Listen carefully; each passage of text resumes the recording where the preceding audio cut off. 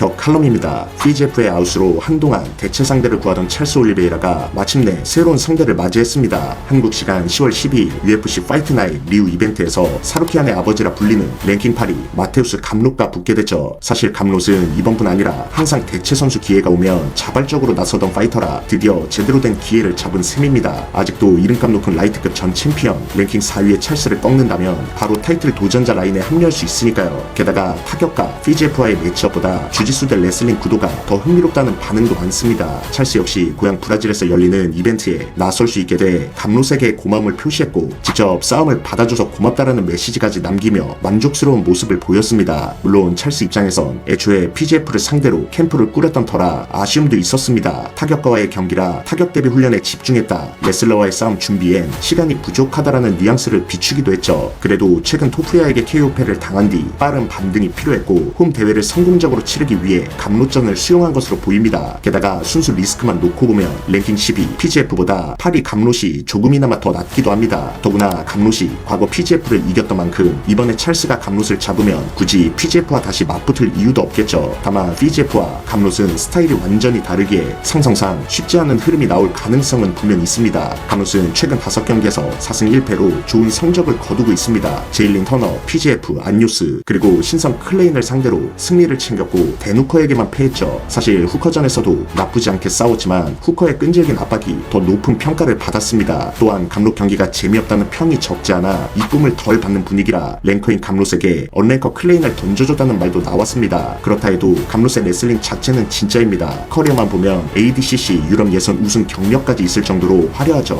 타격도 준수하긴 하나 수준급이라 부르기엔 무리가 있고 대신 시종일관 미친 템포의 레슬링 싸움으로 기본 카디오가 매우 좋습니다. 다만 그 템포 때문에 후반 라운드에 본인이 체력 문제를 자초하는 경우도 있어 끝발이 약하다는 평도 따라붙죠. 아들 사루키안과의 명승부 때만 해도 무한 카디오처럼 보였지만 시간이 흐를수록 경기 중 데미지를 꽤 자주 입는 편이고 생각보다 턱이 약하다는 느낌도 줍니다. 반면 차롤은 전 라이트급의 왕으로서 여전히 네임밸류가 높고 위협적인 선수입니다. 하지만 최근 5경기만 보면 2승 3패로 압도적인 흐름은 아니죠. 다만 그를 이긴 상대들이 모두 챔프나 챔프급인 토프리아, 마카체프, 사루키안이라는 점을 감안하면 충분히 납득은 됩니다. 결국 이들이 어나더 레벨이었을 뿐 그 밑에 선수들은 아직 찰스를 뚫지 못하고 있죠. 그래서 지금의 찰스는 마치 미들급의 휘테커처럼 챔프 판도끼 같은 느낌이 듭니다. 즉 찰스를 이긴다는 건 곧 챔피언 가능성을 증명하는 것과 다름없다는 의미죠. 따라서 차롤이 확실한 하락세가 아니라면 이번에도 충분히 잡을 수 있다고 봅니다. 물론 찰스 입장에선 타격에 거의 몰빵한 PGF보다 감롯이 더 까다로울 수 있습니다. 그러나 찰스는 주짓수를 기반으로 한 그래플링이 워낙 뛰어나 감롯이 다리우시와 싸웠을 때처럼 레슬링을 무력화할 가능성이 있습니다. 게다가 감롯은 사이즈가 큰 편도 아니어서 엄청난 위협으로 보이진 않습니다. 그렇게 흘러간다면 스탠딩에서는 찰스 특유의 끊임없는 전진 압박과 타격이 더 우위를 점할 가능성이 크죠. 또한 5라운드 경기이기 때문에 체력과 파워를 고려했을 때 후반 라운드로 갈수록 찰스의 압박이 더욱 빛을 발할 수 있다고 봅니다. 감롯이 내구성이 그렇게 뛰어난 편은 아니라서